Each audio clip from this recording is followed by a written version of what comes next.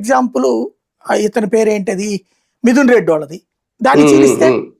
ఏది అంటే పార్లమెంట్ చీల్చలేదు పెద్దిరెడ్డిది చీలిస్తే గతంలో కిరణ్ కుమార్ రెడ్డి పని చేశాడు 2009లో ఈయన దెబ్బతీయడానికి అప్పుడు పీలేరు పొంగనూరు అప్పుడు పీలేరు నియోజకవర్గం ఉండేది అక్కడ ఆయన పేరేంటి మన కిరణ్ కుమార్ రెడ్డిని గెలిపించడం కోసం నియోజకవర్గం మార్చారు ఇది 2009లో నియోజకవర్గం చీల్చారు మార్చారు అయినా సరే గెలిచాడు ఈయన పెద్దిరెడ్డి కొత్త ప్లేస్ లో కూడా అట్లాగా అదే కిరణ్ కుమార్ రెడ్డి కొడుకు తమ్ముడు ఓడిపోలా తర్వాత 2014లో చూసుకుంటే కిరణ్ కుమార్ రెడ్డి పోటీనే చేయలే 14 ఆయన పార్టీ పెట్టి ఆయనే పోటీ అట్లాగా ఉంటాయి ఈక్వేషన్స్ చీల్చడం దెబ్బతీయడం అనేటటువంటిది సులభం అవుతుంది కాకపోతే ఇప్పుడు అవకాశం లేకుండా పోయింది వీళ్ళకి ఇప్పుడు లెక్క ప్రకారం 2028కి ఇవి అవుతాయి ఏది